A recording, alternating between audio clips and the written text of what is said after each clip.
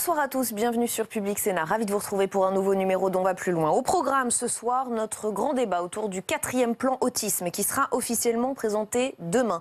Cette fois, il devrait mettre l'accent sur l'intervention précoce, la scolarisation, mais aussi l'inclusion des adultes.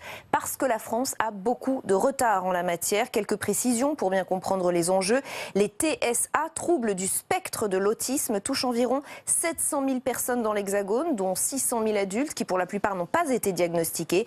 Emmanuel Macron faisait un déplacement aujourd'hui à Rouen sur le sujet. Il annonce une enveloppe de 340 millions d'euros sur 5 ans. Comment être sûr que ce ne sera pas un énième plan sans effet réel? Nous poserons la question à nos invités. Ne manquez pas de réagir sur Twitter avec le hashtag OVPL. Notre match des idées, il opposera ce soir Jean-Marie Roire à Jean Birnbaum. Nous reviendrons avec eux sur la grogne des universités. Les blocages continuent, le mouvement semble durer et se durcir. Les examens doivent avoir lieu, nous dit Édouard Philippe. Frédérique Vidal est un peu plus nuancée. Les examens auront lieu pour la très grande majorité des étudiants, dit-elle.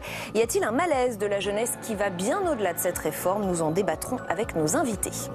L'entretien du jour, nous recevons les auteurs de ce livre, La part du ghetto, la vérité sur les banlieues. Manon Kérouille-Brunel et Malek Dehoun, tous les deux, ont passé un an dans une cité au contact de ceux qui ne parlent jamais aux médias d'habitude. Résultat, eh bien, les témoignages sont francs, directs, authentiques, inquiétants aussi. Nous en parlerons avec eux. Mais d'abord, ce nouveau plan autisme dévoilé en détail demain, c'est le 4e depuis 2005 et sous l'impulsion d'Emmanuel Macron et d'Édouard Philippe, il est censé permettre à la France de rattraper son retard. Avant de voir si les intentions sont bonnes, retour sur ce déplacement du chef de l'État avec Nelson Djetten. Pour rattraper le temps perdu et combler un retard trop longtemps accumulé, il faut faire vite et mettre les moyens. 340 millions d'euros sur 5 ans, c'est la somme qu'a promis Emmanuel Macron ce matin à Rouen, devant les personnels d'une unité spécialisée dans la prise en charge de l'autisme. Demain, le 4e plan autisme depuis 2005 sera détaillé par le Premier ministre Édouard Philippe. Un plan qui se veut plus large et dont le président a déjà dévoilé les principaux objectifs. Il s'agira notamment de renforcer les investissements pour la recherche, de diagnostiquer le trouble plus tôt grâce à une meilleure formation des professionnels de santé et enfin de mieux accompagner les familles. Autre mesure annoncée par le président, la prise en charge des enfants autistes dans le système scolaire français. Je souhaite que cette génération qui va justement, cette génération 2018 qu'on pourra dépister le plus tôt possible, ce soit la génération qui puisse rentrer à l'école maternelle à 3 ans en 2021. Soit dans des unités spécialisées, soit avec une auxiliaire de vie scolaire, mais qu'elle puisse déjà intégrer une école normale. Sur ce dossier, le gouvernement se veut volontariste. Reste à savoir si ces efforts seront suffisants pour combler le retard accumulé par la France. Un retard de 40 ans selon SOS Autisme. Avec nous pour aller plus loin ce soir, Hugo Orio, bonsoir. Vous êtes comédien, écrivain, auteur de Autisme, j'accuse et vous êtes vous-même autiste. Alexandre Zoumf, secrétaire de l'association Béaba Autisme et vous êtes le père d'un enfant autiste. Frédéric Vaison, vous êtes président fondateur d'Aspertise. Vous êtes vous-même autiste Asperger et vous avez un enfant autiste et votre entreprise n'emploie que des personnes autistes. Et Dorota Sidbon, vous êtes membre du collectif citoyen handicap et vous êtes la maman d'un enfant autiste. Merci à tous les 4 d'être ici ce soir. Pour l'instant, on a assez peu de détails sur ce 4e plan autisme. On a simplement les quelques informations distillées par Emmanuel Macron tout à l'heure lors de sa visite à Rouen. Les voici, ces annonces, au moins 340 millions d'euros déployés sur 5 ans pour améliorer la recherche, le dépistage et la prise en charge de l'autisme. Un forfait de remboursement pour les parents à partir du 1er janvier 2019 pour les dépistages et l'école inclusive. Qu'est-ce que vous vous dites ce soir? Est-ce que c'est un premier pas, une goutte d'eau? Est-ce qu'on est très loin du compte, Alexandre Zoumf? Écoutez, moi je me souviens du débat du 3 mai 2017, dans lequel Emmanuel Macron, à la surprise générale, avait en carte blanche fait des grandes promesses, des promesses pour les parents, disant que les parents auraient le choix de inclure leurs enfants et de les faire prendre en charge comme ils l'entendent et non pas comme c'est imposé par diverses instances, que le gouvernement n'attendrait pas que les parents avancent l'argent parce qu'il y a de grosses sommes en jeu, mais que le gouvernement prévoirait une prise en charge dès l'origine, avec toute une série de professionnels patentés dont on sait qu'ils travaillent bien, et non pas les psychologues et les psychanalystes qui aujourd'hui sévissent en France. Et ceci, aujourd'hui, je ne le vois pas. Deuxième question qui me semble très importante, c'est le fait qu'on disperse de l'argent, on nous lance du sucre, comme d'habitude, à des petits toutous qui font le beau. Mais moi, ce que je vois, c'est qu'il y a une grosse injustice en France. une grosse inégalité territoriale, puisque la gestion de cet argent est donnée à des agences régionales de santé qui ne fonctionnent pas de la même manière, qui ne connaissent pas de la même manière les problématiques de la santé et de l'autisme. Et il en va de même pour les maisons départementales des personnes handicapées. Et enfin, je pense qu'il y a un énorme défaut à ce plan qui est un peu à l'autisme ce que sont les 50 plans banlieue qui ont été faits depuis les années 70 en France, à savoir celui de la formation des professionnels. Moi, je suis dans une association qui forme des professionnels, qui se bat tous les jours pour que des psychologues et des éducateurs spécialisés puissent intervenir auprès des enfants et qui a énormément de mal à recruter parce qu'aujourd'hui, l'autisme n'est pas enseigné dans les facultés de médecine, n'est pas enseigné en psychologie. Je rappelle qu'on n'a pas le détail du plan, qu'on l'aura demain et que peut-être des choses seront annoncées sur la formation des professionnels. Avec 340 millions, je pense qu'on ne va pas aller très très loin. Hugo Rioux, est-ce que vous partagez cette déception? Sous le quinquennat de François Hollande, le budget c'était 205 millions d'euros. Cette fois, ce serait 340 millions d'euros sur un quinquennat. Est-ce que vous êtes déçu, vous aussi? La question n'est pas la question de combien on met dans ce plan-là. La question est qu'il y a déjà 7 milliards d'euros annuels, selon le dernier rapport de la Cour des comptes, qui sont déployés dans l'autisme. Or, ces budgets sont entre les mains des lobbies gestionnaires du médico-social et des hôpitaux de jour, qui sont tous les deux dans l'institutionnalisation de la population autiste. Donc la vraie question, c'est est-ce que le président de la République va être capable, par volonté politique, vu que c'est de l'argent public, d'affronter ces lobbies et de transférer ces crédits vers l'éducation nationale s'il veut vraiment faire une école inclusive. J'ai vu que l'école inclusive était parmi les priorités apparemment des grandes lignes de cette stratégie. Il ne pourra pas le faire s'il ne va pas vider les poches des lobbies gestionnaires pour les mettre dans l'éducation nationale, pour former les enseignants, développer et pérenniser les contrats d'auxiliaires de vie scolaire afin de permettre une société inclusive dès le début pour tout le monde. Dorothée Sidbon, selon le site Vaincre l'autisme, en France, une prise en charge partielle et non adaptée revient au minimum à 2 500 € par enfant et par mois, poids financier essentiellement supporté par sa famille. Et c'est votre cas, vous étiez venu lors d'une précédente émission pour nous expliquer que ça vous coûtait cher et que vous preniez cela en charge. Vous nous confirmez, c'est 2 500 € au moins par mois? Non, c'est 5 000. Si vous voulez, parfois ça peut aller jusqu'à 5 000. Et non seulement ça, mais en plus vous payez les impôts sur les dépenses que vous faites pour la prise en charge de votre enfant, puisqu'il n'y a pas de case dans la déclaration d'impôt. Prise en charge de l'autisme. Donc c'est considéré comme le départ au Club Med. Donc si vous voulez, non seulement vous payez la prise en charge, non seulement parfois vous formez, moi personnellement en tant que médecin, depuis quelques années je me forme plus en autisme qu'en médecine parce que ça me prend quand même, c'est très chronophage. J'aurais bien aimé faire autre chose. Et en plus, je suis taxée. Donc moi, sur l'année 2016, je payais 15 000 € d'impôts de plus. Parce que j'ai pris en charge mon fils. Et ces annonces d'Emmanuel Macron, on parlait de ce chiffre, 340 millions d'euros, ça vous paraît être une goutte d'eau à vous aussi? Mais ça fait 104 € par personne. Donc, le compte est vite fait. Le compte est vite fait. Frédéric Vaison. Oui. Sur ces annonces d'Emmanuel Macron du jour et quelques infos distillées, on le rappelle, le plan sera annoncé en détail demain. Je ne connais pas tous les détails et je ne suis pas spécialiste des plans autistes. Moi, je connais le côté intégration dans le travail, etc. La seule chose que je peux dire, c'est que si les sommes sont bien investies, c'est un investissement en fait, ce n'est pas une dépense. C'est-à-dire que nous, dans notre compagnie, on emploie des autistes qui au départ certains venaient même d'hôpitaux de jour et qui maintenant travaillent dans des grands groupes français, gagnent très bien leur vie, payent des impôts. Donc on est passé à des gens qui coûtaient de l'argent à l'État, à des gens qui rapportent énormément en impôts. Donc je crois que, comme Hugo disait, ça dépend où on l'investit et ce qu'on fait avec. Et je pense que si c'est bien mis dans aux bons endroits, ça devient un vrai investissement pour la France, avec des retours assez surprenants. Vous craignez, c'est une question générale, que l'autisme soit noyé parmi d'autres handicaps et ne soit pas une vraie priorité pour le gouvernement, peut-être, Alexandre Zumpf? Écoutez, j'ignore, je ne lis pas dans les pensées d'Édouard Philippe et d'Emmanuel Macron. Moi, il se trouve que je suis le père d'un enfant porteur d'autisme, qu'il y a 2 ans et demi, je ne connaissais rien à l'autisme, et pour tout dire, je m'en fichais totalement. Voilà.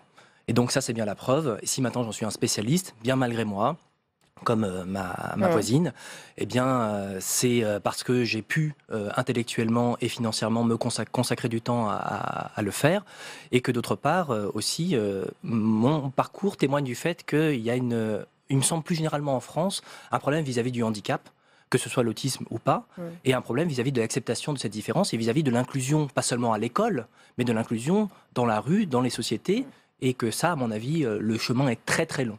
Pour bien comprendre la situation, je voudrais qu'on lise ensemble les propos d'Olivia Catan. Elle est présidente de l'association SOS Autisme France. Elle a écrit une lettre ouverte à Emmanuel Macron et à Brigitte Macron, qu'on sait très impliquée sur le sujet, en tout cas officiellement. C'est un cri d'alarme qu'elle pousse. Regardez ce qu'elle nous dit. La situation des familles est dramatique. Surendettées, précaires, isolées. Les familles sont seules face au handicap de leurs enfants. Les séances dispensées par les psychologues et les psychomotriciennes ne sont pas remboursées par la sécurité sociale, créant une inégalité sociale entre nos enfants. Et elle dit il serait temps de faire une loi afin d'y remédier. Est-ce que vous êtes d'accord, Hugo Orion? Est-ce qu'il faut passer par la loi? Elle demande même un plan Marshall.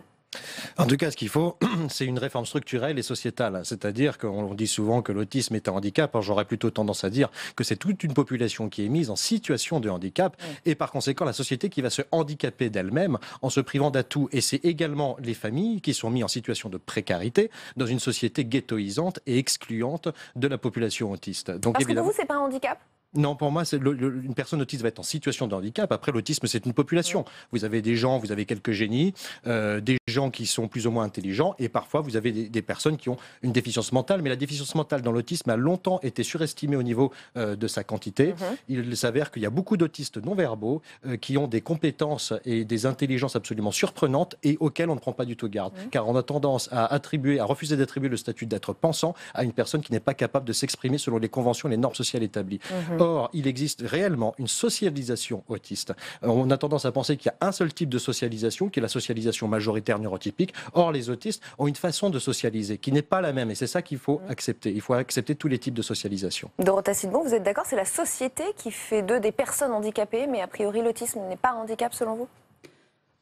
C'est une situation de handicap, bien entendu, parce que, à défaut que la société ne s'adapte pas aux autistes, on est obligé de s'adapter à la société.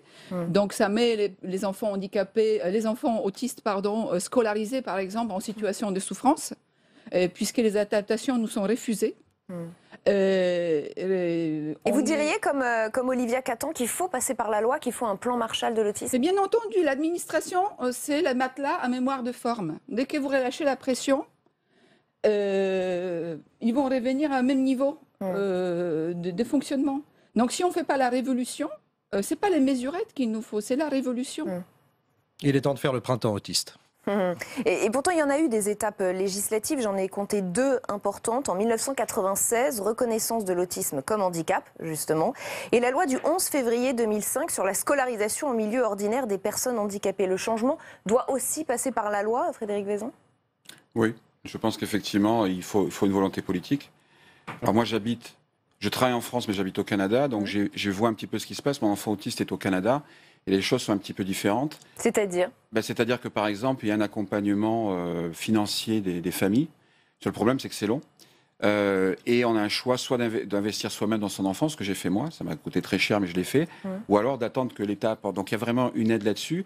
C'est-à-dire que c'est long pour obtenir les aides? Oui, c'est ça. Mais il y en a, et bien plus qu'en France. Oui, beaucoup plus. Enfin en tout cas c'est ce que vous proposez, des aides au niveau de ce que propose Olivia Catan. Et l'autre chose c'est que la société est plus inclusive, c'est-à-dire que mon enfant, moi, est dans une école classique. Il a ce que vous appelez des AVS, qu'on appelle des shadows au Canada, mais il est vu comme il ne cache pas son autisme. Pour lui, il revendique son autisme. Il dit, je suis autiste. Les enfants à côté de lui voient qu'il est autiste. Il communique très bien, il a des copains, mais il n'y a pas de malentendu sur qui est qui. C'est un marqueur de son identité, mais pas plus. Voilà, c'est un marqueur de son identité, c'est une revendication personnelle. Il est très fier d'être autiste d'ailleurs, mais au niveau sociétal, c'est pas un problème. Donc je pense qu'effectivement, quand vous parlez de révolution sociale, le Canada est un pays particulier parce que c'est un pays jeune, etc. Mais c'est vrai que chez nous, qui est un petit peu ce qui est arrivé, c'est pas une révolution, nous, c'est venu naturellement. C'est vrai que ça aide énormément. Par exemple, quand vous allez dans une école, les professeurs peuvent avoir peur d'avoir un enfant autiste. Au Canada, alors certains ont des appréhensions, mais globalement, ils acceptent beaucoup mieux l'enfant et acceptent certaines choses. Donc ça facilite énormément l'intégration sociale. Et je pense que la volonté politique donc, du gouvernement, tel que moi je le vois, alors je suis français, mais également de l'étranger, je pense que ça va plutôt dans la bonne direction parce qu'il y a un changement, comme le disait Hugo, d'une vision handicapée de l'autiste vers une vision de quelqu'un qui peut devenir quelque chose. Et cette personne qui va devenir quelque chose, dans certains pays comme les États-Unis, par exemple la côte ouest, je peux vous dire que ce que vous appelez des autistes, des Asperger, etc., sont énormément recherchés. Les Américains nous appellent en disant « trouvez-nous des développeurs autistes, etc. » Donc, dans certaines parties du monde, il y a vraiment une demande sur certains. sur certaines des qualités des autistes. Ce qui est un peu stigmatisant par ailleurs, c'est un peu une démarche... Stigmatisant pour les neurotypiques, oui. Dorota Sibou, vous vouliez intervenir. Je voulais vous raconter une anecdote par rapport à la regard sur l'autisme au Canada. Je suis médecin spécialisé en échographie de grossesse et un jour j'ai réalisé une échographie de grossesse à une patiente canadienne qui était très anxieuse par rapport au possible problème de son enfant parce qu'elle était un peu âgée. Il s'agissait de trisomie 21. Et à un moment donné, je lui dis, écoutez, on a fait ce qu'il fallait. Moi, j'ai eu mon enfant à 43 ans, il n'est pas trisomique, mais il est autiste, donc vous n'allez pas non plus tout détester. La réponse de cette patiente, c'était, autistic is fine. Ah oui, elle n'était pas spécialement... Pour elle, c'était juste, il sera juste autiste. Ouais. Donc, il y a un problème de regard social sur l'autisme. Essayez de trouver ce type de réaction en France, c'est juste pas possible. Je pense que là, ça va évoluer, la société va évoluer. C'est sûr que nous, par exemple, notre compagnie est très particulière. C'est pour ça qu'on est appelé par des Américains, des Anglais qui discutent avec nous comment on fait. Mais c'est vrai que petit à petit, rien qu'en parlant de choses positives, finalement, ça tire la société vers le haut et qui dit, en fait, ces gens-là, ça peut devenir des développeurs de demain, des chefs d'entreprise de demain, etc. Donc, ce n'est pas les handicapés, etc. Je pense qu'il y a une confusion entre la partie des autistes qui sont vraiment handicapés, et là, c'est important de le dire, et une grande partie qui ne sont pas handicapés. Alors, il y a la culture anglo-saxonne dont vous parlez un petit peu au travers du Canada et peut-être des États-Unis, mais on dit aussi que beaucoup de parents envoient leurs enfants en Belgique. Est-ce que la Belgique a de meilleures méthodes Les parents n'envoient pas leurs enfants en Belgique. C'est ce qu'on appelle l'exil belge, c'est-à-dire qu'ils sont forcés d'orienter ces enfants vers ces structures, puisqu'en France, on est encore dans l'institutionnalisation, on est encore dans la mentalité, la logique des places, donc il faut absolument sortir pour s'orienter vers la société inclusive, parce qu'une société inclusive, c'est pas une société où on fait des places spéciales pour des gens spéciaux qui s'écartent d'une norme, sinon c'est un aller simple vers l'exclusion. Donc ce qu'on appelle les usines à français en Belgique, ce sont des personnes tout simplement qui sont envoyées dans des centres et dont ils ne sortent jamais ou dont ils sortent complètement brisés et sans avenir. Donc ce ne sont pas les parents qui envoient leurs enfants là-bas. On les force à les envoyer là-bas. Donc la Belgique n'a pas une meilleure politique que la France en la matière. Je n'hésite pas à appeler cela, d'ailleurs c'est fait sur fond de sécurité sociale française, et je n'hésite pas à appeler cela, qu'on appelle pudiquement l'exil belge, dans mon livre Autisme j'accuse, je n'hésite pas à appeler ça une déportation. Alexandre Zompf. Alors moi je ne suis pas très familier, je n'ai jamais visité un de ces centres, donc je ne peux pas savoir ce qui s'y fait, mais il est acquis par de nombreuses études conduites essentiellement dans les pays anglo-saxons, hélas, puisqu'on a un fort retard en ce domaine, que l'exclusion, qu'elle soit une exclusion par institutionnalisation ou une exclusion par le fait de rester à la maison, parce qu'il y a aussi beaucoup d'autistes qui sont complètement sous les radars, qui sont... je le disais, 75% de non diagnostiqués. Voilà. Il est évident que ça n'aide ni les autistes ni la société. Et que plus on verra d'autistes dans la société, plus ça aidera les autistes, plus ça aidera aussi les dits neurotypiques à accepter cette autre forme d'intelligence, cette autre forme de comportement, et à remettre en cause quelque chose qui est très fort, il me semble, en France, qui est la question de la norme et du comportement normé. Et si on en revient à l'école, notre école en France, je le sais, je suis enseignant-chercheur, notre école, c'est une école de normalisation des individus très forte. Et si les instituteurs, parfois de bonne volonté, ont énormément de mal à accepter ces personnes différentes, c'est parce qu'ils sont des fabricants de normes. C'est parce qu'ils doivent pas... On a un programme qu'on doit appliquer. Et donc, au-delà de la question même du handicap, c'est la question de notre modèle scolaire qui craque de partout, notamment au niveau de la primaire, avec donc, tout ce qu'aujourd'hui on appelle les Aujourd'hui, on parle d'expérimentation, qu'on va valoriser ci, valoriser ça, mais ça fait des siècles. Vous savez, de quand date l'éducation Montessori ? Montessori, c'est le début du XXe siècle. Et d'ailleurs, Montessori avait fait ce type de pédagogie bienveillante, ce type de pédagogie inclusive, ce type de pédagogie par la découverte et par le jeu pour des enfants atypiques. Et donc on y revient aujourd'hui, mais regardez, c'est quoi le prix aujourd'hui d'une école Montessori à Paris ? Eh ben, c'est plus de 1 000 € par mois. C'est hors de prix, il n'y en a pas beaucoup. Alors, quelles sont les priorités ? Il y en a beaucoup qui se payent sur le dos des Parisiens-ci. Quelles sont les priorités en matière d'autisme ? Danielle Langlois, qui est présidente d'Autisme France, définit 3 urgences. Vous allez me dire si vous êtes d'accord. Refondre les formations des médecins et autres professionnels, on l'a dit. Le contrôle de la qualité de ce qui existe. Et les adultes dont les précédents plans ne se sont jamais occupés. Pour vous, c'est ça aussi les priorités ? Vous êtes d'accord ? Je pense que la plus grande priorité, avant tout, c'est la désinstitutionnalisation. C'est-à-dire sortir de la logique institutionnelle pour réformer l'école, pour transférer les fonds des associations gestionnaires et du médico-social vers l'éducation nationale. Et s'inspirer en effet de méthodes alternatives, les rendre accessibles à chacun, pour pouvoir permettre à tous ces profils et ces intelligences atypiques de pouvoir émerger. La question des adultes, si vous voulez, c'est... en France, il y a 700 000 à peu près d'estimés de personnes autistes. Il y en a 75 000 qui sont identifiés comme tels. Vu le traitement qui est fait aux personnes qui sont identifiées en tant qu'autistes en France, je peux vous dire que les 600 000 autres, ils n'ont absolument pas envie d'être détectés par le radar. Absolument. Et parce que si vous êtes identifié et que cela vous permet d'avoir, on va dire, un accompagnement ou des choses qui vous permettent de vous développer en tant qu'autiste, à ce moment-là, c'est très bien. Mais si vous êtes identifié pour ensuite être stigmatisé, ne pas être employé, que les patrons d'entreprise ne veuillent pas vous embaucher, à ce moment-là, il vaut mieux rester sous le radar. Être estampillé autiste, c'est pas forcément une bonne chose dans notre société. Sophie Cluzel, secrétaire d'État chargée des personnes handicapées, a récemment appelé, je la cite, à cesser les fausses idées culpabilisantes pour les mères, cesser les fausses idées sur soi-disant des écrans qui viendraient perturber les enfants. Parce qu'il y a effectivement tout un tas d'idées reçues sur ce trouble. Regardez ces chiffres tirés d'une étude Opinionway de 2012. 37% des Français pensent à tort que l'autisme est un trouble psychologique. Vous allez me donner votre avis après. 61% des Français estiment qu'il y a environ 50 000 personnes touchées par l'autisme en France, alors qu'on l'a dit, il y en a 700 000. Contre ces idées reçues, il y a une solution. Prouver que les personnes autistes peuvent travailler exactement comme tout le monde. Illustration dans ce reportage au Café Joyeux à Paris de Flora Sauvage. On va en parler. À première vue, rien ne distingue le Café Joyeux des autres établissements de ce quartier d'affaires de la capitale. Mais ici, on a choisi d'offrir une autre vision du handicap. Qu'ils soient trisomiques, autistes ou porteurs d'un trouble cognitif, les 20 salariés travaillent au service ou en cuisine. Je t'appellerai si on fait la poubelle aujourd'hui, peut-être qu'on la fera demain la poubelle, ok ? On a vocation à être rentable comme toute structure. On fait un pari assez audacieux qui est lié en fait à notre objectif premier au Café Joyeux, qui est de mettre dans l'emploi des personnes qui trop souvent en sont privées, en l'occurrence des personnes porteuses de handicap. Garance fait partie des 3 encadrants qui veillent sur l'équipe. Ici, tout est fait maison et cuisiné sur place. J'adapte les mises en place que j'ai à faire en fonction des personnes que j'ai au moment de la journée. Donc par exemple, mon équipe du soir est plus autonome. Donc c'est vrai que je fais en sorte que la pâtisserie soit faite le soir. Le matin, Diana aide Garance en cuisine à préparer les sandwichs. J'adore la cuisine en fait. C'est ma passion.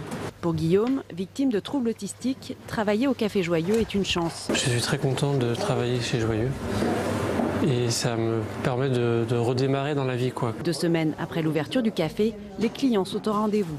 Je trouve ça excellent par nature, parce que bon, on sait que les personnes atteintes d'un handicap, faut aussi qu'ils aient une activité. Alors que 35% des personnes porteurs de handicaps mentaux sont sans emploi, le Café Joyeux fait figure d'exception dans un monde du travail souvent frileux à l'idée d'embaucher des personnes autistes ou trisomiques.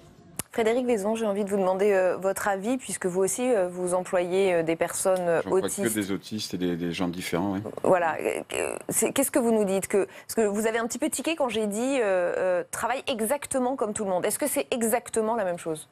Moi, je dirais qu'ils travaillent mieux, mais en fait, pour tout vous dire, notre compagnie, on l'a créée au départ sans penser à ce qu'on appelle les atypiques ou les autistes. Mais il s'est avéré que moi, pour avoir un avantage concurrentiel, j'ai un meilleur avantage concurrentiel quand je travaille avec des autistes, non pas parce qu'ils sont autistes, mais c'est par leur capacité de travail. Alors c'est vrai que je ne travaille pas avec tout type d'autistes, mais les autistes avec qui je travaille sont plutôt plus transparents, etc. Mais peu importe. L'idée, c'est que ils peuvent travailler aussi bien, oui, c'est exactement, oui. Nous, ils travaillent directement chez les clients et c'est complètement transparent pour le client. La problématique, c'est toujours une problématique de comprendre les problématiques de l'emploi. Et souvent, et ça c'est quelque chose que j'ai remarqué, mais il n'y a pas qu'en France, c'est que tout ce qui est fait pour les autistes est fait par des non-autistes. Et c'est vrai que ça devient compliqué parce que quand on est de l'intérieur, on a une meilleure compréhension de ce qui se passe. C'est un peu comme si un Américain qui n'est jamais venu en France venait vous expliquer comment ça fonctionne en France. Vous diriez, attends, là on est français, on connaît le truc. Toutes les associations, à chaque fois que je vais dans un groupe d'associations, etc., il n'y a pas d'autistes dedans. Or, les autistes sont très... Enfin, c'est une population qui est capable de comprendre mieux intrinsèquement. Donc, au niveau du travail, je dirais que moi, de mon point de vue, et ceci est ma 4e compagnie de technologie, donc ils travaillent très bien et même mieux que, je dirais, que des employés classiques, en moyenne. J'entends bien, c'est des moyennes. Dorota Sidbon, c'est la clé. Il y a l'école inclusive, on en a parlé, mais il y a aussi l'entreprise inclusive, la société inclusive. Ça, c'est l'une des clés. Mais bien sûr, moi, j'aimerais bien que ces gens-là puissent travailler dans n'importe quel café. Tout simplement, parce que je pense qu'ils s'en ont parfaitement capables. S'ils peuvent servir les gâteaux dans le Café Joyeux, ils peuvent le servir chez Starbucks. C'est pas un problème. Et puis, en dehors avant de devenir Igorio ou n'importe quel entrepreneur, on aimerait bien qu'ils apprennent à lire et écrire. Parce que c'est la base de tout, si vous voulez. Essayez de scolariser un enfant à 9 ans qui n'a jamais été scolarisé en France. C'est juste pas possible. Je veux vous dire que c'est pas à l'école que j'ai appris à lire et à écrire. Oui, on ne peut pas. Il n'y a pas de place pour les enfants qui ont été abandonnés pendant quelques années. Il n'y a pas de place, il n'y a pas de possibilité, il n'y a pas de créneau. Il n'y a pas d'offre, il n'y a pas de possibilité. Un enfant, en France, il est trop tard d'apprendre à lire et écrire à 9 ans. Ouais. Je peux vous dire qu'au niveau travail, par exemple, quand je suis où j'habite là, vous allez dans un Starbucks justement, vous avez des gens que vous pouvez considérer comme handicapés ou des gens de ce type-là, mais on n'a pas de café comme ça, c'est pas la peine. Les gens sont là. Alors par exemple Walmart, qui est un retailer qu'on a chez nous, avait parce qu'ils viennent d'arrêter un programme justement, il y avait énormément de et c'est pas simplement faire de la charité, c'est que il y a une question économique là-dedans. Actuellement, il y a une pénurie d'employés et l'autisme, les autistes, etc., devient une source de travail qui devient intéressante pour les entreprises. Donc, que ce soit pour délivrer des gâteaux ou faire du développement informatique, il y a ça. Il y a des groupes américains, par exemple, qui se sont mis en consortium pour embaucher des autistes. Et donc, ils ont un consortium pour chercher des autistes, embaucher des autistes, etc. Donc, je pense qu'il y a une espèce d'appel d'air actuellement qui se fait au niveau de l'autisme, qui va tirer tout vers le haut, donc au niveau des enfants, apprendre, etc. Le problème, c'est ça, c'est que vous dites, bon, on ne peut pas leur apprendre quoi que ce soit, mais si on leur apprend, il y a un retour sur l'investissement. Bien sûr. Et ça c'est assez évident. Et Alexandre Zoum, vous ne vous a pas entendu après ce reportage sur la vie professionnelle des personnes Oui, la vie professionnelle, eh bien, on sait que pour exercer une profession, encore faut-il pouvoir y être formé, parce que bon, effectivement, on peut être serveur ou être cuisinier, enfin faire 2-3 petits trucs relativement faciles, mais c'est pas non plus une vie totalement autonome. Et on voit bien le caractère tout à fait bienveillant de cette initiative. Et moi, je suis pour l'auto-organisation de manière générale et pour l'auto-organisation des autistes, s'il faut en passer par là. Mais on voit que nous, dans notre association, le plus âgé vient de trouver un emploi, un CDI chez Monoprix, il a pu faire une formation, mais il a eu une place vraiment par chance. C'est tellement restreint, hein, la formation plus généralement des personnes dotées de handicap, porteurs de handicap. En France, c'est un effort à faire. Et là, je rejoins Hugo Oriot. Il faut donner des moyens au mammouth, à l'éducation nationale, des moyens qui sont fléchés, des moyens qui vont permettre de créer des véritables filières, des véritables cursus, et effectivement résoudre ce problème social. Et c'est aussi important que la question environnementale, de la hausse des températures, etc. C'est une question de société qui n'a pas d'étiquette politique, me semble-t-il. Je voudrais aussi votre réaction à cette phrase que je citais de la part de Sophie Cluzel qui parlait des idées reçues, des clichés, des fausses idées sur les écrans qui viendraient perturber et tout ce discours qui viendrait culpabiliser. Alors elle parle des mères, mais j'imagine des parents en général. C'est complètement une fake news cette histoire d'écran. C'est-à-dire que les gènes de l'autisme existent dans l'humanité depuis très longtemps. On en a même retrouvé dans l'homme de Néandertal. Je ne crois pas qu'il y avait d'écran à cette époque-là. Alors je veux bien comprendre admettre qu'une surexposition aux écrans quand on est petit, ça puisse rendre totalement stupide, mais en aucun cas ça ne génère ou ça ne crée de l'autisme. D'ailleurs j'ai un peu ma petite théorie dessus, c'est que des fois peut-être que certaines personnes qui sont un peu autistophobes rêvent d'un monde où les autistes seraient privés d'écran, puisque tout simplement la population autiste est la meilleure avec les écrans. Mettez un autiste avec un écran et une connexion internet, on fait partie de ceux qui peuvent être d'un plus gros danger contre les lobbyistes qui veulent nous enfermer. Et Dorothée Sidbon sur la culpabilisation des mères. De toute façon, quand vous êtes maman d'un enfant autiste, quoi que vous fassiez, vous ferez toujours mal. Donc, on est toujours coupable de quelque chose. Soit on est trop fusionnel, soit on n'est pas assez fusionnel, etc. Et en ce qui concerne les écrans... Pendant longtemps, il y a eu cette théorie selon laquelle c'était les mères froides qui avaient... Froides ou trop fusionnelles, enfin, on n'était toujours pas bonnes. Hein, donc, de toute façon, si vous voulez, moi, ça ne me touche même pas. Mais en ce qui concerne les écrans, par exemple, quand vous avez un enfant qui a des troubles de comportement, vous vous déplacez dans n'importe quelle institution, vous avez besoin d'y discuter avec quelqu'un, souvent, vous vous épaulez d'un petit écran parce qu'ils aiment... pour qu'ils s'occupent, qu'ils ne vous présentent pas des troubles. Et en dehors de ça, votre enfant, il ne touche même pas parce qu'il a des prises en charge, parce qu'il va à l'école, etc. Et puis vous veillez justement pour qu'il soit... Donc si vous voulez, cette histoire des écrans a porté sur nous un regard totalement de mauvais parents. De mauvais parents. Alors que souvent, moi... C'est un problème? Bah oui, c'est le problème. C'est que quand vous êtes, moi j'inclus mon enfant, il va au parc, et en général la meilleure réaction que j'ai quand je dis c'est un petit enfant porteur d'autisme, on me dit c'est pas grave. Bon, c'est déjà pas mal. C'est pas grave, comme si c'est pas un souci, vous inquiétez pas, on va rien lui dire. Mais on a des regards. Alors par contre, les personnes sont très intéressées. Il a un petit classeur de communication avec des images, c'est un système américain. Ça, ils sont très intéressés. Ils disent mais c'est absolument génial, comme si c'était une invention révolutionnaire. Et donc il y a beaucoup de travail à faire, et notamment sur le regard extérieur. Et j'en viens, donc je sais très bien tout le chemin qui reste à faire. Encore quelques secondes. Vous vouliez réagir? Oui, et puis en termes de scolarisation, il n'y a vraiment pas besoin d'innover. Il suffit de regarder les systèmes italiens qui marchent depuis les années 70, 80, où 100% des enfants sont scolarisés, accompagnés dans les écoles ordinaires. Donc il y a l'exemple italien à retenir également ce soir. Merci à tous les quatre en tout cas d'avoir participé à ce grand débat. Dans un instant, c'est le match des idées. Il va opposer Jean-Marie Roire à Jean Birnbaum. On va notamment revenir sur la grogne des étudiants. Les blocages des universités continuent. Faut-il y voir un malaise plus profond de la jeunesse? On va en parler avec nos invités. D'abord, le point sur les blocages avec Jordan Klein. On le sent inquiet, sinon préoccupé par la grogne dans les facultés.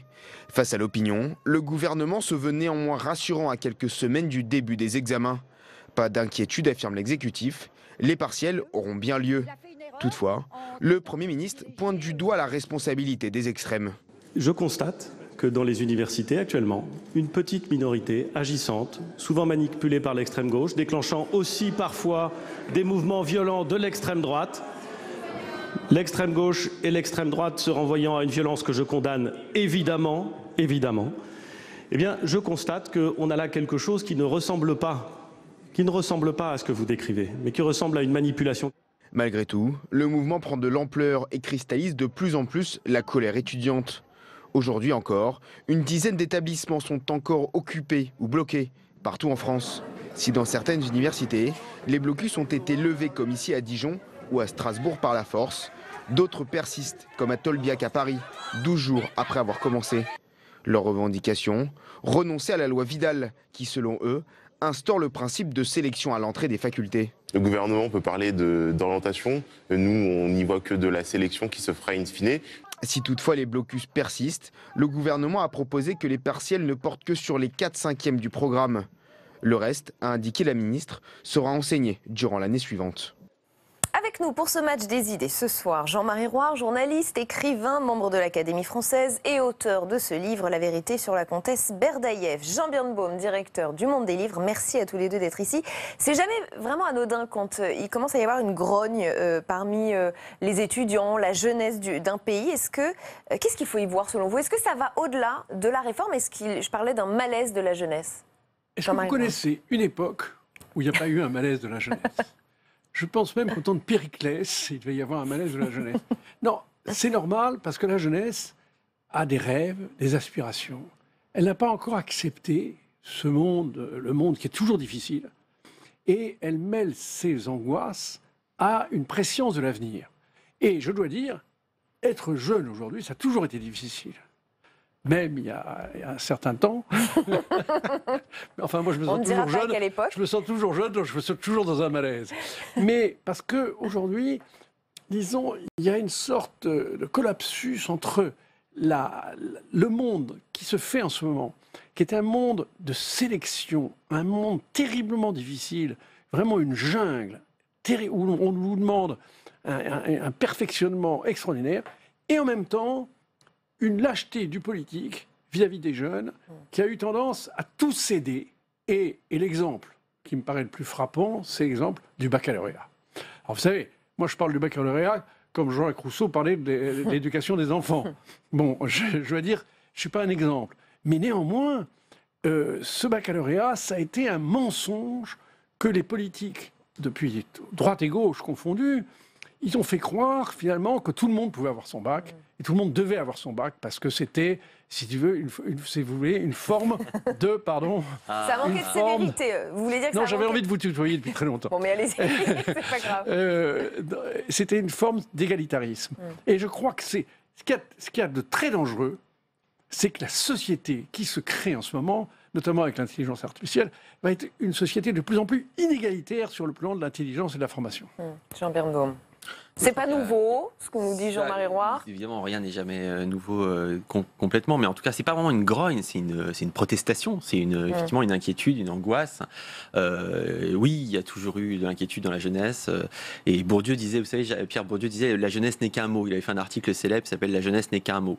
Mais en fait, la jeunesse, c'est pas une statistique, c'est pas une donnée démographique ou statistique, c'est d'abord effectivement une sorte d'esprit d'insoumission ou de rébellion, mais dans une situation aujourd'hui qui est quand même un peu particulière.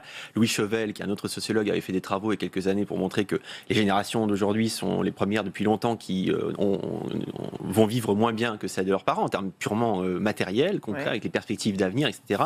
Donc ça fait des années qu'il y a une inquiétude dans la jeunesse. Et là, il y a très concrètement, là, à l'université, une sorte de non-dit, c'est-à-dire que, ne serait-ce qu'une chose, il y a eu un baby-boom en fait en 98-2000, c'est très concret. C'est très concret, c'est très pratique. Et les jeunes qui sont nés à ce moment-là arrivent à maturité maintenant. Ils rentrent à l'université maintenant. Or, on n'a pas créé de poste. Les universités ne sont pas préparées. Rien n'a été fait pour préparer l'arrivée de ces jeunes.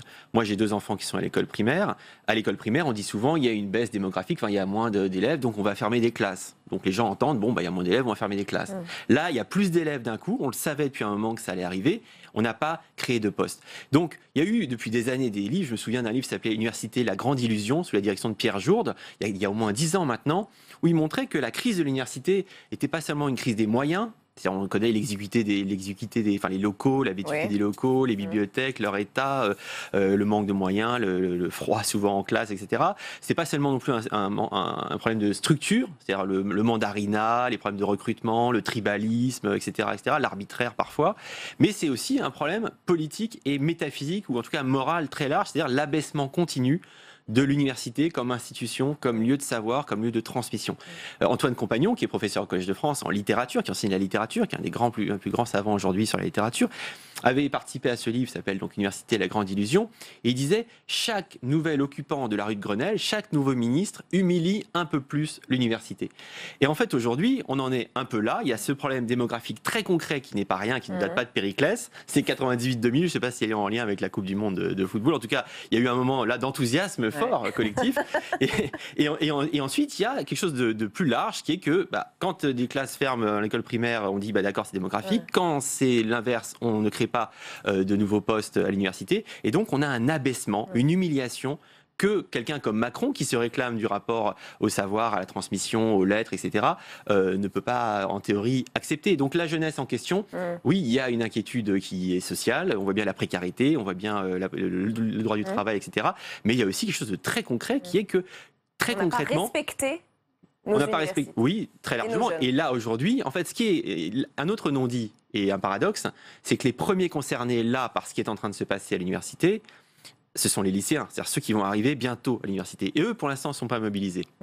Eux, pour l'instant, pensent sans doute qu'en faisant bien leur lettre de motivation, leur dossier, etc., ils vont aller là où ils veulent et apprendre ce qu'ils veulent. En fait, sans doute, c'est eux qui vont être les premiers touchés, parce que c'est ça qui va se passer. Il y a déjà des filières de sélection, il y a un grand non-dit là-dessus aussi, il y a beaucoup de sélections en France, il y a les classes prépa, il y a le BTS, etc. Donc les filières d'excellence existent. Le problème, c'est qu'est-ce qu'on fait de tous les étudiants qui n'y ont pas accès, et surtout avec ce problème démographique de gens qui c'est très concret, c'est pas une inquiétude qui date de tous les siècles, etc. De gens qui risquent de très violemment être laissés sur la touche.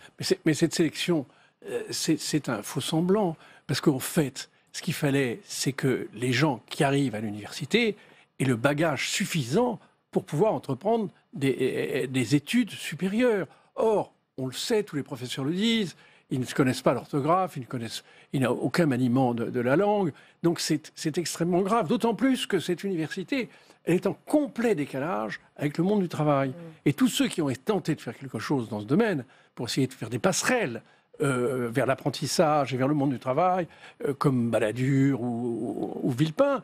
Rappelez-vous, ce sont les étudiants eux-mêmes qui ont protesté. C'est-à-dire que les étudiants ne sont pas forcément... D'ailleurs, les étudiants, les organismes politiques qui ont mené les étudiants, mais les ont menés contre eux-mêmes, parce que je crois que... Qu'est-ce que ça veut dire de faire des études qui ne mènent nulle part? Il faudrait quand même se poser la question. On ne fait pas des études, c'est très bien. Avec un taux d'échec important. La culture générale, c'est très important, bien entendu. Mais il y a aussi quelque chose d'essentiel, depuis toujours, c'est de pouvoir s'insérer par un travail. Or, le décalage est de plus en plus grand entre cette université qui fabrique des chômeurs. C'est impensable. Moi, je trouve que c'est une... Moralité, si vous voulez rentrer à l'Académie française, il faut faire une filière professionnelle. Ben, écoutez, c'est ce que j'ai fait, moi. Ce décalage, il y en a aussi entre le lycée et la fac. Regardez ce que dit Pauline Rofast, qui est vice-présidente de l'UNEF. Elle nous dit que ce n'est pas l'ouverture à tout le monde qui est un facteur d'échec. Pour elle, et je la cite, l'échec, il est là notamment parce qu'on a un système qui ne permet pas d'accompagner suffisamment les jeunes. Quand on se retrouve dans un amphi de 500 personnes, qu'on ne nous a jamais appris à prendre des notes, c'est qu'il n'y a aucune pédagogie, aucune interactivité. Il y a aussi un problème entre le passage du lycée à l'université. On n'apprend pas aux gamins à effectivement être dans un amphi avec 500 personnes et à prendre des notes. Ils ne savent déjà rien, pardon. Mais comment voulez-vous... On ne peut pas généraliser. Comment, écoutez, ils ne savent rien. Regardez les chiffres. Non, mais regardez les chiffres. Moi, quand j'ai passé mon bac, il y avait 50% de reçus. Maintenant, vous avez 90% de reçus. Qu'est-ce que ça veut dire? Est-ce que les gens sont devenus subitement beaucoup plus intelligents, beaucoup plus cultivés? Non, je ne crois pas. Je crois que c'est simplement la démission des politiques. Là, et là, je vais être véhément. La démission des politiques devant la jeunesse. Ils ont voulu faire croire à tout le monde qu'ils pouvaient faire des études supérieures. Et c'est très mauvais parce que ça fait de faux intellectuels. Alors qu'il y a vraiment... Aujourd'hui, dans les filières professionnelles, dans l'apprentissage, il y avait énormément de possibilités d'emploi. Or, à un moment où la France est dans un problème d'intégration, avec notamment les banlieues et beaucoup d'autres questions qui se posent, on a un problème de véritable intégration, et c'est par le travail que se passe l'intégration. Moi, je ne suis pas vraiment d'accord, enfin pas du tout d'accord avec ça. Vous savez, moi, chaque année, pour un événement qu'on organise chaque année qui s'appelle le Forum Philo Le Monde Le Mans, qu'on organise au Mans, chaque année, je fais des visites dans les lycées du Mans, dans les lycées du centre, mais aussi de la périphérie, à Allonne, qui est une banlieue ouvrière d'Allonne au départ. Et en fait, je suis absolument frappé par le fait qu'il y a toute une jeunesse qui parle extrêmement bien, qui s'exprime extrêmement bien, qui a la passion. Mais vraiment, j'ai l'air, dès qu'on dit ça, on a l'air d'être dans les bisounours, etc., le politiquement correct. Mais moi, je suis frappé par le niveau de parole, le niveau de curiosité, l'enthousiasme incroyable à l'égard des livres et de la transmission. Et d'ailleurs, pas seulement dans les lycées bourgeois du centre, chez les Hippocagneux ou les classes prépa, etc. J'ai été dans un lycée agricole récemment à la périphérie du Mans, où les jeunes en question avaient une espèce de, non seulement le cœur sur la main, mais le cœur de la transmission sur la main. Vraiment une passion pour le savoir, une curiosité pour les idées, pour leurs professeurs, etc. Donc moi, je ne crois pas à ça. Je crois qu'aujourd'hui, effectivement, si il y a un problème très concret comme je disais, de démographie, de place, de moyens, de politique aussi, de quel statut on donne à l'université. Si on dit qu'il faut des filières professionnalisantes, vous savez bien que ça pose des problèmes de qu'est-ce qui préside à l'université. Quand quelqu'un qui est à l'Académie française ne peut pas imaginer un instant que ce qui présiderait à l'université, ce serait des logiques de rentabilité et de court terme qui sont celles souvent de l'entreprise. Donc ça veut pas dire qu'il faut... de la rentabilité, c'est le bon sens. Mais ce que je veux dire, c'est que... Vous ne parlez pas au père de famille, là, excusez-moi. Vraiment, c'est évident que ce qu'on souhaite pour un enfant... L'académicien veut que tout le monde rentre à normal sup, mais le père de famille veut que tout le monde soit professionnel. Mais moi, je n'ai pas de mépris pour les travaux manuels. Je suis ça qui est très curieux de votre part. Vous avez l'air de vous donner l'impression que les travaux manuels, c'est vraiment l'abaissement. Mais je suis désolé, moi j'ai une famille d'ébénistes. Jacob Desmalter, c'était des ébénistes. C'est pas pour ça que c'était des gens qui étaient intellectuellement sous-évalués. Ce sont des gens... il faut avoir du respect. Je crois mais j'ai jamais dit ça. C'est le problème de la gauche. La gauche a surévalué les cols blancs. On a maintenant... L'idéal humain, maintenant, c'est en effet le col blanc qui a vaguement une teinture de Rimbaud et de Schopenhauer, mais ça ne suffit pas pour avoir un métier. En fait, il faut juste être franc. En fait, il faut être franc. Moi, j'ai aucun mépris pour les métiers que vous avez nommés. Aucun. Simplement, là, la question qui se pose, c'est qui a accès à son désir? Qui peut tenir bon sur son désir quand il veut étudier telle ou telle matière? Là, avec la... Oui, mais la question, c'est aussi, regardez la liste des chômeurs. La question, à ce moment-là, il faut être très clair. Vous n'avez pas de boucher, vous n'avez pas de charcutier, vous n'avez pas dans le travail du bois. Il y a une demande il y a un gisement d'emploi, et alors que dans tout ce qui passe par l'université, vous avez là un blocage total parce que vous n'avez pas d'emploi. Et ce que dit Jean-Marie Ouard, c'est qu'effectivement, en donnant le bac à tout le monde, on laisse croire à tous les jeunes qu'ils peuvent faire toutes les études qu'ils veulent, alors que ce n'est pas forcément le cas. Et pourquoi? C'est une question. Est-ce qu'ils ont la capacité? Est-ce que c'est un problème de se poser la question des capacités des jeunes? Mais la question, mais c'est pas mais les jeunes, est-ce qu'ils ont la capacité? C'est impossible de répondre. Tout le monde n'a pas le même niveau, vous êtes d'accord avec cela? Oui, mais donc la question qui se pose là, c'est pas de savoir si les gens qui n'ont pas le niveau peuvent faire les études pour lesquelles ils n'ont pas le niveau. La question, c'est de savoir si, oui ou non, quand on a le niveau et qu'on a eu son bac et qu'on peut postuler à telle ou telle filière à l'université, ça signifie rien on a le droit. Ça ne signifie rien. Parce qu'on vous le donne. Donc, à ce moment-là, il faut être très très clair. À ce moment-là, il faut revenir. À ce moment-là, il faut dire. Oui, mais à ce moment-là, il faut dire quelque chose. Il faut dire quelque chose très clairement à la jeunesse. Il faut lui dire à ce moment-là. Écoutez, sachez qu'on revient sur quelque chose que vous aviez assimilé dans votre corps et dans votre espérance pour la vie à venir. Aujourd'hui, quand on a son bac, ça ne veut pas dire qu'on peut rentrer à l'université. Il faut le dire à ce moment-là clairement. Voilà, messieurs, dames, les jeunes. Hausser le niveau du bac, c'est ce que dit Luc Ferry, et je trouve qu'il a entièrement raison. Le vrai problème, c'est le bac, parce qu'on ne veut pas l'affronter, parce que les politiques ont démissionné. Allez, messieurs, je voudrais qu'on garde 2 minutes pour notre deuxième thème de match, ce qu'on appelle le loto du patrimoine. C'est Stéphane Bern qui a relancé l'idée lorsqu'il a été chargé d'une mission pour sauver nos monuments en péril. Pourquoi on en parle ce soir? Parce que Le Point a publié la liste des 250 bâtisses à aider en priorité. Le principe est simple, les tickets seront vendus 15 € pièce à partir de septembre pour un tirage spécial organisé le 14 septembre, veille des journées du patrimoine. Recette estimée entre 15 et 20 millions d'euros. Qu'est-ce qu'on peut penser du principe? Est-ce que c'est une manière de remobiliser les Français pour leur patrimoine? Est-ce que vous validez ce principe, Jean-Marie Roy? Mais bien sûr, je trouve ça excellent. C'est une très bonne idée de Stéphane Bern. Je trouve qu'en effet, pour rétablir un lien, en effet, avec pour faire participer les Français au problème du patrimoine, c'est très bien de faire ce loto. Et puis, on pourrait acheter des tableaux qu'on a. Par exemple, il n'y a pas un Velázquez en France. C'est quand même invraisemblable. Il y a énormément de tableaux qui ne sont pas... Il n'y a pas que la Joconde, parce que c'est encore une idée un peu fausse de vouloir faire uniquement... comme si c'était les Jeux Olympiques, il y avait un seul tableau. Je crois qu'il y a une pédagogie à faire pour montrer que les œuvres d'art, ça peut être très varié. En province, vous avez des tableaux extraordinaires dont personne ne parle, comme à Nantes, au musée de Nantes, Madame de Sénone de Ingres, et personne ne va la voir. Je crois que c'est important. Il n'y a pas que la Joconde, voilà. Il n'y a pas que la Joconde. Et je crois qu'avec cette loto, cette initiative, je pense qu'il y a une façon de mobiliser les gens et de leur donner conscience de leur patrimoine. Jean Birnbaum. Bon, ce qui est rigolo, il y a 2 interprétations possibles. Il y a une interprétation qui dit, comme ça, que c'est un peu bizarre que l'État, parce que depuis Louis-Philippe, depuis très longtemps, en fait, c'était une charge de l'État, c'est régalien, de l'État qui se charge de protéger le patrimoine de la nation. Donc on peut dire, là, il y a un nouveau renoncement de l'État. Il y a quelques problèmes d'État qui la faute. Et voilà, là, on peut dire ça. Et de l'autre côté, on peut dire, en fait, qu'ils s'inscrivent, en faisant ça, les gens qui dirigent l'État aujourd'hui s'inscrivent finalement dans une tradition aussi monarchique. D'ailleurs, on a vu à quel point là, Stéphane Bern a court-circuité tout le monde, Bercy, le ministère de la Culture, il a arrivé dans les brancards, il a même mis en cause des fonctionnaires de façon assez violente. Donc la chose un peu rigolote dans tout ça, c'est que finalement, à l'horizon de cette initiative et de ce loto du patrimoine, on peut dire que Stéphane Bern a réalisé un peu son rêve, c'est-à-dire de devenir authentiquement le fou du roi. Et on va s'arrêter sur cette idée. Merci à tous les deux d'avoir participé à ce match des idées. Dans un instant, c'est l'entretien du jour. Nous recevons 2 personnes ce soir.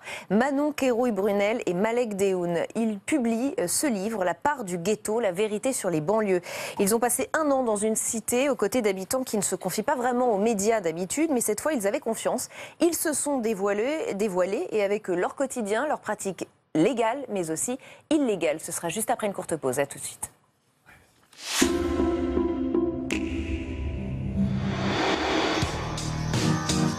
L'info dans le rétro, c'est un regard sur l'actualité à travers l'histoire. En pratique, si on regarde l'histoire longue, un certain nombre de réformes ont été mises en échec par la rue. Donc on ne peut pas contester que la rue joue un rôle. Chaque semaine, l'historien Fabrice Dalméda décrypte et analyse des faits d'actualité à travers des images d'archives de l'INA.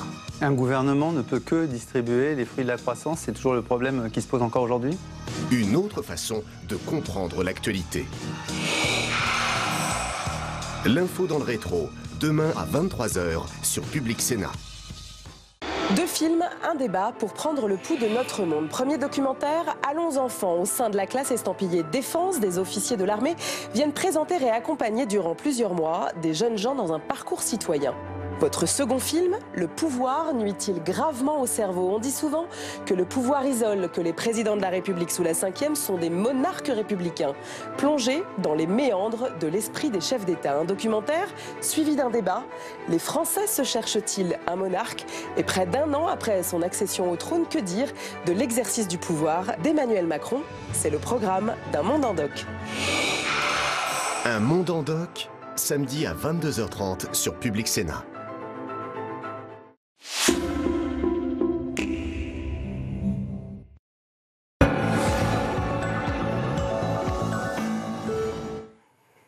De retour dans On va plus loin pour l'entretien du jour. Et ce soir, je vous le disais, nous recevons deux personnes. Manon Kérouï-Brunel, grand reporter, bonsoir. Et Malek Dehoun, bonsoir à vous également. Vous publiez ensemble ce livre, La part du ghetto, la vérité sur les banlieues. Malek Dehoun, vous avez été le guide de Manon pendant 1 an dans une cité de banlieue que vous connaissez bien. Vous avez été un peu comme un fixeur sans lequel elle n'aurait jamais pu avoir les témoignages qu'elle a recueillis. Pourquoi d'abord? Pourquoi avait-elle besoin d'un fixeur? Parce que dans cette cité que vous connaissiez bien, on ne pouvait pas y accéder si on n'était pas... non, c'est pas... Si on ne faisait pas partie du... Allez-y, je vous en prie. Non, c'est pas vraiment ça, madame. C'est juste que de nos jours, en banlieue, on ne fait plus trop confiance aux journalistes. Ouais. Donc, pour que les personnes se livrent vraiment, il fallait quelqu'un de l'intérieur. Et ça s'est passé, tout s'est bien passé par rapport à moi. Les gens me faisaient confiance. Et comme ils m'ont fait confiance, ils ont fait confiance à Manon. Et, après, et ils se sont livrés à elle. Ils se sont livrés. Au début, c'était un peu dur, mais au fil des mois, tout s'est bien passé. Les gens se sont livrés et ça s'est bien passé. Manon, dès l'introduction, vous mettez en lumière la désillusion des enfants d'immigrés nés dans les années 80, ceux qui voulaient faire mieux que leurs parents, faire tout péter, comme vous dites, et puis qui se sont ravisés et puis qui finalement ont envie de rentrer au bled. En tout cas, c'est des gens qui n'ont pas trouvé leur place dans la société française, qui avaient forcément des envies, qui n'ont pas été comblées. Donc effectivement, il y a maintenant, il n'y a plus d'illusions, il n'y a plus d'envie, il n'y a plus de révolte. C'est-à-dire que, effectivement, le premier constat pour nous, ça a été de se dire, cette banlieue, en tout cas cette cité, elle ne crame plus depuis très longtemps. Les gens se focalisent sur le quotidien qui consiste à s'en sortir d'une façon ou d'une autre. Et donc les grandes révoltes, le sentiment de haine, de rage que pouvait avoir la génération de Malek notamment, c'est complètement évanoui. Malek, aujourd'hui, ça fait rire le film La haine, alors que ça avait été une petite révolution à l'époque quand il est sorti. Ça parle à plus personne, hein. Ça parle à plus personne. Les gens, les petits s'identifient plus à ce genre de film. Dans le livre, il est écrit « Faire du fric, point barre ». C'est ça le seul objectif? L'oseille, le nerf de la guerre en banlieue, l'oseille. Tout est une question d'argent, ils veulent que des sous. Manon, vous confirmez? Je confirme effectivement que c'est une priorité numéro 1, mais ce qui est intéressant aussi de voir, c'est que c'est pas...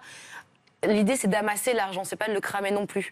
Donc, il y a une vraie réflexion sur qu'est-ce qu'on va faire cet argent. Ils économisent beaucoup, ils essayent effectivement soit de se construire une maison au bled, soit de monter un commerce après, mais ils ont une logique, ils le disent eux-mêmes, de petits fonctionnaires. Ils disent, on n'est pas des révolutionnaires, on veut être des bourgeois. En tout cas, ils essaient d'avoir cette mentalité-là. Le fric, pourquoi ils le cherchent dans l'illégalité? Parce qu'on leur refuse l'accès à l'emploi. Je vais parler de Wajma, qui est une mère de famille que vous avez rencontrée. Elle vous dit, un nom arabe et une adresse en Seine-Saint-Denis, ça fait moche sur un CV. Ça, c'est ce qu'elle vous dit. C'est aussi ce que vous avez ressenti? Il faudrait peut-être que Malek il est mieux placé que moi, parce que de fait, moi, j'ai pas grandi en Seine-Saint-Denis, mais ce qui est sûr, c'est qu'en tout cas, moi, j'ai rencontré beaucoup de gamins dont les demandes de stage sont toujours restées lettres mortes. Donc, est-ce que c'est parce que les compétences ne cadraient pas?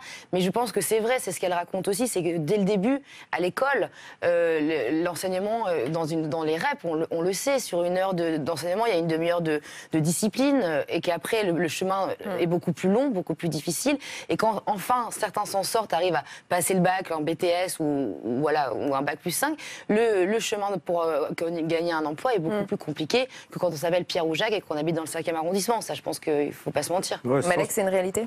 Sans se positionner en victime, je pense que c'est un peu le cas quand même. Je ne vais pas avoir un débat victimaire, mais je pense que c'est un peu plus difficile quand on est en banlieue, quand on a un nom qu'on s'entende maghrébin ou africain. C'est un peu plus difficile. Pourquoi vous dites sans se positionner en victime? Parce que c'est la critique qu'on vous fait régulièrement. Voilà, je ne veux pas être là pour faire un débat. C'est pas parce que, en gros, c'est pas parce que on peut pas trouver du boulot qu'il faut aller voler, C'est pour ça que je dis sans se positionner en victime. C'est un peu plus délicat pour les jeunes de banlieue. C'est sincère, c'est un fait. Vous pouvez regarder. Je suis sûr que quand tu t'appelles Mohamed, Karim ou Moussa, c'est un peu plus difficile. Et voilà. Oui, il y a eu des tests de fait, effectivement, Voilà, qui confirment cette tendance. Ce qui est terrible dans ce que vous décrivez, c'est qu'il y a beaucoup d'intelligence, mais elle est utilisée effectivement dans l'illégalité. Et donc à mauvais escient. Parlez-nous de Farid, par exemple, qui est dealer en prison. Il avait monté un vrai business de chef d'entreprise et il connaissait parfaitement les ruses pour éviter de prendre une peine de prison. Oui, c'est de la petite délinquance, effectivement, mais ce qui est un peu effectivement effrayant, c'est que c'est des gens qui s'aguerrissent en prison. Ouais. Donc c'est l'idée de réintégration par l'incarcération. On voit bien aussi les limites, c'est-à-dire qu'ils le disent tous, c'est une accélération dans la délinquance. Ils se retrouvent finalement mélangés avec des vrais voyous et ils apprennent beaucoup plus, ils se font un carnet d'adresses et ils apprennent en regardant les autres, en écoutant. Donc c'est ce qu'ils disaient. En prison, tu te retrouves d'un coup avec le terroriste corse, le terroriste, le proxénète. Et donc du coup, effectivement, dans la promiscuité de ces murs, s'échangent des idées, des contacts, et quand ils ressortent, ils disent qu'ils sortent avec un bac+12 en délinquance. Et puis vous pointez du doigt des paradoxes dans ces cités, des jeunes qui vont s'encanailler à Pattaya et qui vont se prendre en selfie à la Mecque le mois suivant. Ça aussi, c'est une réalité ? Pour certains, un peu quand même. Pour certains, ils sont un peu perdus, quoi. C'est quoi, ils n'ont plus aucun repère ? Même moi, j'arrive pas à comprendre. Mais vous en connaissez ? Même à travers le livre, même à la fin, j'avais encore des questions. À travers ce livre, à la fin, même à Manon, même moi, c'est moi qui j'ai réappris à apprendre mon quartier. Ça m'a étonné sur beaucoup de... En fait, c'est cette jeune génération-là qu'on décrivait, qui rêve peut-être, pour une partie d'entre elles, de retourner au bled, revendique aussi le fait de vivre plus dans la religion que la génération de Malek. Mais c'est une religion qui se sont appropriées avec des codes effectivement un peu particuliers. C'est-à-dire que, comme vous le disiez, l'un n'empêche pas l'autre. Ils peuvent vouloir pratiquer, se marier dans la religion, faire des mariages halal. C'est-à-dire que très peu maintenant passent devant le maire. Pour eux, le vrai mariage, c'est ce mariage religieux devant l'imam. Mais par ailleurs, fréquenter des femmes avant ce mariage-là, pour les hommes en tout cas, c'est pas un problème. Donc il y a. Oui, parce que j'allais en venir aux femmes justement, parce que là aussi il y a du paradoxe. Vous écrivez dans une même tour, on trouve aujourd'hui des escortes et des convertis au salafisme. Effectivement, après, il y a aussi des femmes qui sont ni l'un ni l'autre. Bien sûr, mais là on a pris les deux extrêmes, évidemment. Tout à fait, oui, parce que ce soit les jeunes filles qui rentrent dans l'escorte aujourd'hui, pour elles, c'est un ascenseur social. C'est-à-dire qu'elles ont en tête Zaya et elles se disent comment moi je peux m'en sortir vite, comment je peux partir en vacances, comment je peux offrir un joli sac, des jolies chaussures. Finalement, elles racontent toutes le même parcours. Ça commence quand elles découvrent qu'on peut monnayer un rapport sexuel et que finalement on peut gagner 4, 5, 6 000 euros par mois en enchaînant les passes. Il y a cette logique-là. Et vous parlez d'ailleurs de Karima qui dit l'assumer à 1000%. Karima, elle l'assume d'autant mieux qu'elle est son propre patron. C'est-à-dire que dans le milieu de l'escorte, il y a des filles qui bossent toutes seules pour leur compte. Il y en a quand même une grande majorité qui sont récupérées par des petits proxénètes, souvent d'anciens dealers, qui se positionnent là-dessus en prenant la moitié des passes et en assurant la sécurité. Mais qui sont leurs copains, qui sont leurs copains de cité. Des fois, c'est des amis avec qui ils ont été à l'école, c'est des fois leur ex. C'est paradoxal. C'est un phénomène que vous avez découvert qui est nouveau ou pas ? C'est-à-dire que parce que le banditisme, ça marchait plus, parce que je sais pas quoi d'autre ne marchait plus, et la drogue, ça marchait plus, et donc là, on se tourne vers le proxénétisme. Oui, parce que nous, dans notre jeunesse, ça n'existait pas. Quand tu voulais aller voir une prostituée, tu allais dans Paris, ça n'existait pas. Voilà. Et là, c'est dans les cités que ça se passe. Et maintenant, c'est dans les cités, ça loue des des chambres d'hôtel au port de Paris, ça loue des appartements, ça se passe, ça se passe même dans la cité, mais c'est un peu plus rare quand même. Mais je pense que c'est effectivement. Un peu quoi, c'est tenu par des mecs de cité, par avec des filles du quartier. C'est des mecs de cité, comme vous dites, en gros les réseaux de drogue c'est saturé. Le braquage c'est quand même réservé à une élite chez les voyous, donc il reste a priori le chemin facile aussi pour eux pour faire de l'argent, comme ils disent les bras croisés, pour les garçons, puisque pour les filles c'est quand même plus compliqué. Ouais, et puis globalement, je vous le cache pas, quand on lit votre livre, on a l'impression que il n'y a pas d'issue, que le constat est assez désespérant. On se dit, mais alors, par quel bout prendre le problème maintenant pour régler la situation ? On ne peut pas laisser ces jeunes dans la prostitution, dans la drogue, dans les braquages. Qu'est-ce qu'il faut faire ? Il y a un plan banlieue qui va bientôt être dévoilé la semaine prochaine. On a un maire de Sevran, en Seine-Saint-Denis, Stéphane Gatignon, qui raccroche les gants, qui dit « Moi, je ne peux plus rien faire, l'État méprise trop les banlieues ». Quelle est la solution ? Est-ce que vous voyez quelque chose, une issue ? Moi, je dis qu'il faut tout reprendre par la base. Il faut donner la chance aux jeunes de banlieue. Il faut leur ouvrir, il faut leur apprendre que Paris, c'est pas loin, ils peuvent s'en sortir. Peut-être aussi, il faut rouvrir des associations qui apprennent vraiment aux jeunes à savoir comment se comporter dans un entretien, à faire des cours de théâtre au lieu de faire des cours de rap, des trucs toujours dans les mêmes trucs. Faut tout repartir. C'est dur à dire, mais je pense qu'il y a un grand travail à faire, parce que c'est vrai que on est assis sur un peu. Sur un volcan. Sur un volcan, ouais. Et voilà, les jeunes, voilà, c'est triste. On n'en est pas fiers, mais... Je pense qu'en tout cas, nous, c'est ce qu'on a voulu faire, c'est un travail d'écoute, et peut-être qu'on pourrait appliquer ça à des politiques aussi, aller recueillir la parole des gens et leur demander ce dont ils ont envie, ce dont ils ont besoin. Et c'est à lire dans La part du ghetto, la vérité sur les banlieues. Merci infiniment à tous les deux d'avoir été notre invité ce soir dans l'entretien. C'est la fin de cette émission. Merci à vous de l'avoir suivi. On se retrouve lundi à la même heure sur Public Sénat, publicsénat.fr pour toujours plus d'infos. Et puis l'invité de Territoire d'Info, justement, c'est Stéphane Troussel, président PS du département de Seine-Saint-Denis. Très bonne soirée, restez au cœur du débat.